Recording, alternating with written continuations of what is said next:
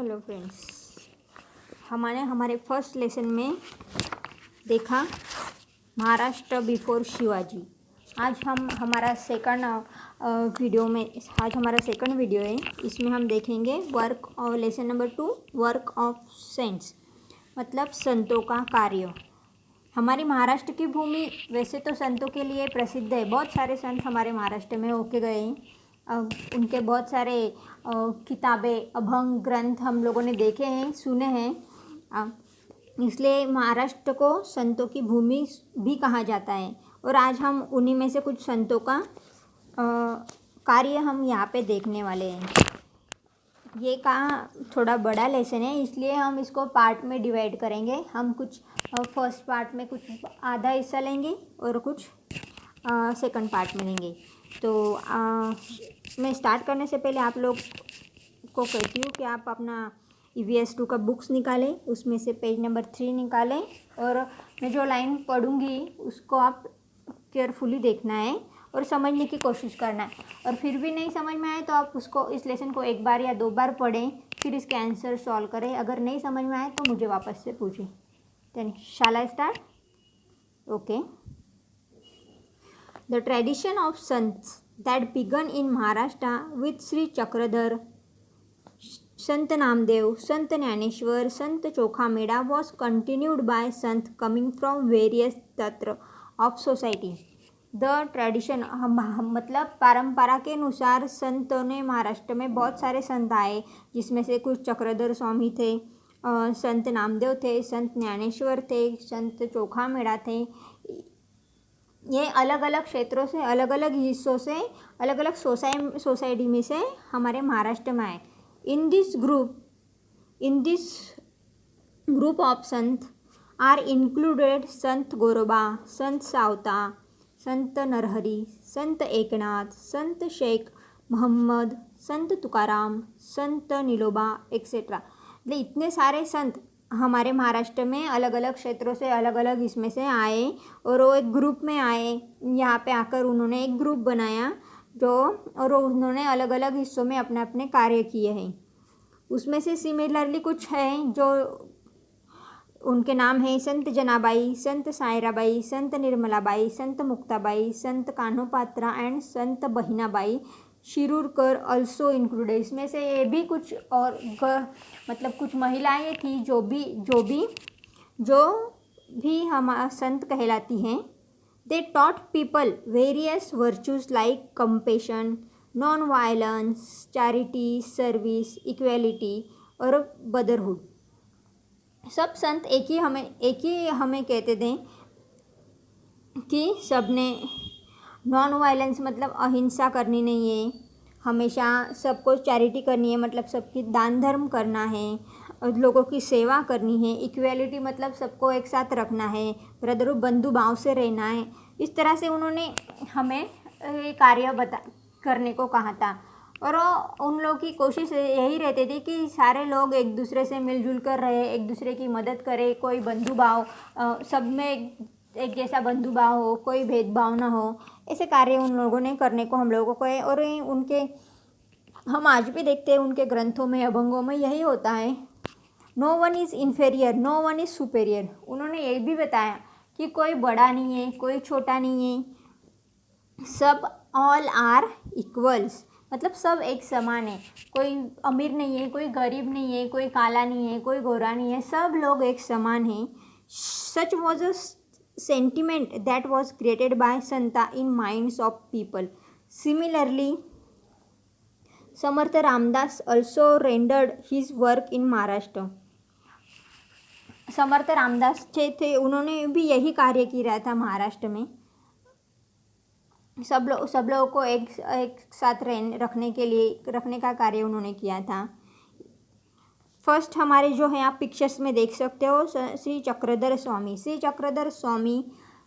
Chakradhar Swami was originally a prince from Gujarat. He becomes an ascetic and came over to Maharashtra. Sant Chakradhar स्वामी ये एक राजा थे, Prince थे, राजकुमार थे गुजरात के, और वो बहुत आस्तिक थे। And come over to Maharashtra, और उन्होंने महाराष्ट्र की परिस्थिति को देखा और वो महाराष्ट्र के लिए उनको बहुत आस्था थी, उनको बहुत प्यार जो प्रेम होता है, लगा होता है, वो था, इसलिए वो महाराष्ट्र में आ गए। He move all over Maharashtra preaching equality. उन्होंने पूरे महाराष्ट्र में भ्रमण किया और महाराष्ट्र में जहाँ भी गए उन्होंने यही बोला कि सब एक जैसे है, सब एक समान है, बंधु भाव से रहो। He did not believe in discrimination based on gender और कास्ट।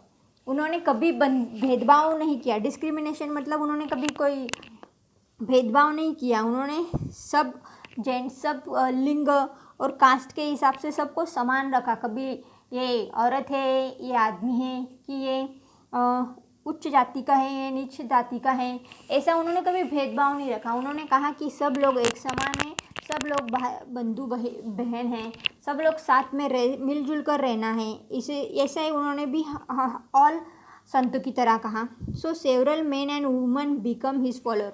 जब उन्होंने ऐसा सब किया तो बहुत सारे लोग उनके, मतलब बहुत सारी औरतें और आदमी उनके फॉलोअर्स, मतलब उनको मानने लगे, उनकी पूजा करने लगे। The sect he establish is known as Mahanubhav sect. फिर उन्होंने महानुभाव पंथ का जो होता है वर्ग हमारे इसमें, जो चक्रधर स्वामी को मानते हैं, उसकी स्थापना की। Memorable incident from his life have been compiled in a book title Leela Charitra. उन्होंने उनका एक बुक, मतलब एक किताब है आत्मचरित्र, जिसका नाम है लीला चरित्र। उसमें उन्होंने उनके बहुत सारे कार्य बताए हैं और बहुत सारे उनके एक्सपीरियंस, उनके लाइफ से जुड़े हुए कुछ अनुभव उन्होंने वहाँ पे बताए हैं।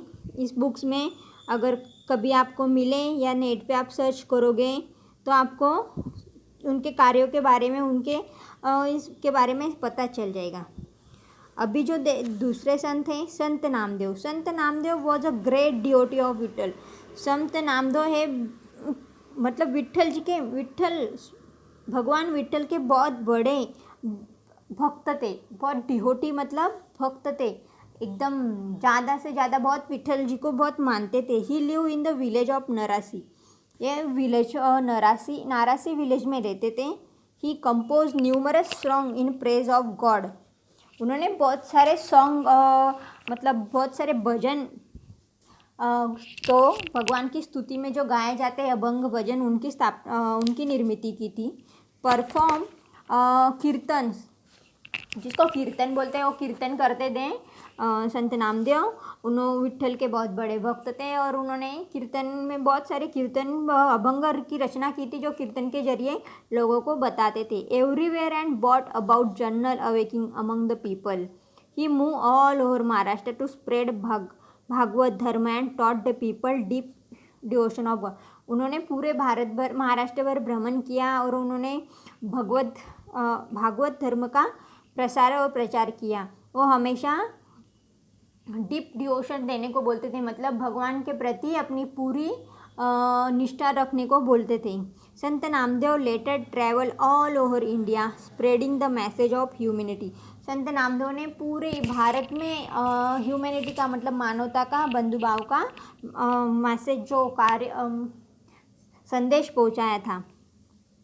ही travelled to Punjab and spread the message equality among the people there. उन्होंने पंजाब में भी भ्रमण किया और वहाँ पे भी उन्होंने यही बात बताई लोगों को कि सब लोगों ने एक साथ, मतलब एक समान रहना है, एक बंधु भाव से रहना है, किसी ने भेदभाव नहीं करना है। ही कंपोज सॉन्ग इन हिंदी। उन्होंने हिंदी में भी बहुत सारे भजन और कीर्तन लिखे। He even today some of his verses are included in Guru Granth Sahib. Punjabi लोगों का जो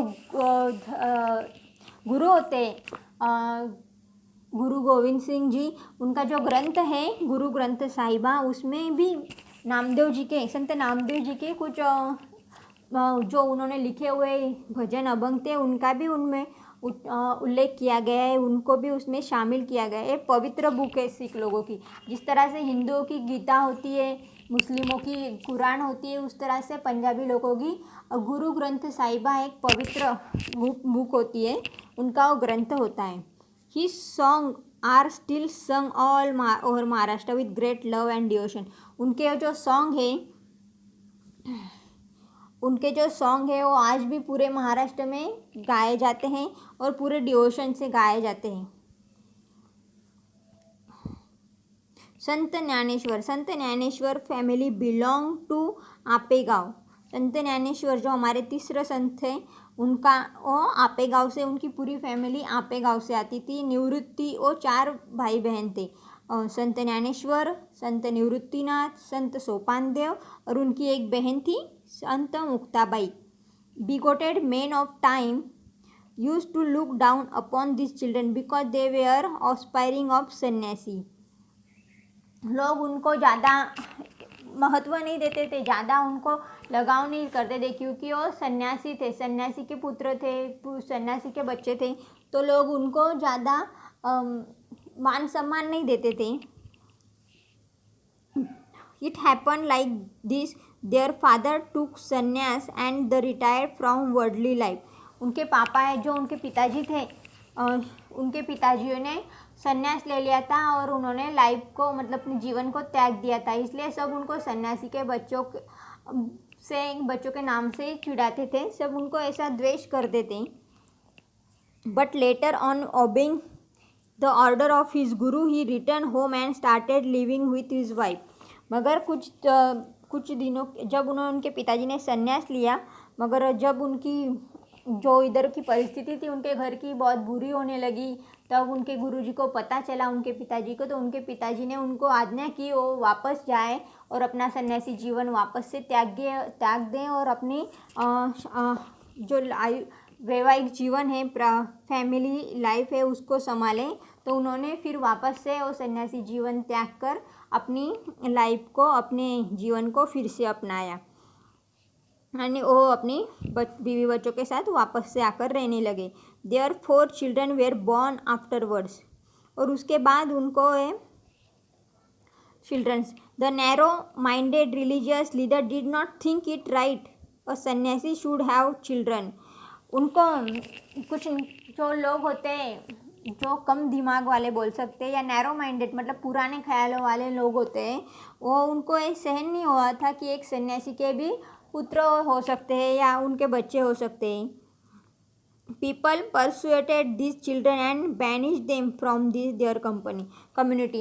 इसलिए और वो लोगों को उनके मन में उनके लिए द्वेष था कि सन्यासी के पुत्र है, इनको हमारे समाज में रहने का हक नहीं है, एक्सेट्रा एक्सेट्रा ऐसे उनको बोलते थे। इसलिए उनको कभी उनके समाज में मिक्सअप नहीं, कम्युनिटी में मिक्स नहीं होने दिया। कम्युनिटी मीन्स समाज में उनको मिक्स नहीं होने दिया। Once Dnyaneshwar went round the town begging for alms but no one would give him any alms. जब संत ज्ञानेश्वर थे वो गांव में भिक्षा मारने के लिए घूम रहे थे, तो किसी ने उनको भिक्षा नहीं दी क्योंकि सब उन लोगों को द्वेष करते थे। उनको ऐसे चिढ़ थी कि ये इनको हम हाथ लगाएंगे, इनसे हम बात करेंगे, इनको कुछ देंगे तो हम पवित्र हो जाएंगे। इसलिए वो बेचारे उस दिन बहुत घूमे गांव में, पूरे गांव भर में घूमे, मगर पूरे गांव में उनको उस दिन भिक्षा नहीं मिली। But he had listen to abuse language instead. उनको भिक्षा तो नहीं मिली मगर उनको बहुत गंदी गंदी बातें, गालियाँ उनको सुननी पड़ी लोगों से। Young Dnyaneshwar was deeply painted by this incident. अभी वो ज्ञानेश्वर जो छोटे थे, बहुत छोटे थे, और लोगों की बातें उनके मन में बहुत गहरा असर करके गई। He enter his hut and lock the door from inside to grieve over his lot. उनके मन में वो बातें, लोगों की जो बुरी बातें थे, उनकी जो चिढ़ान थी, उनके मन में जाकर बैठ गई और उन्होंने घर आके अपने आप को अपनी झोपड़ी में बंद कर लिया, अंदर से डोर बंद कर लिया। शी सेड, वो बहुत देर तक अंदर ही बैठे रहे, दरवाज़ा नहीं खोल रहे थे। Muktabai came and knock at the door. Muktabai, उनकी जो बहन थी मुक्ताबाई, वो आई और वो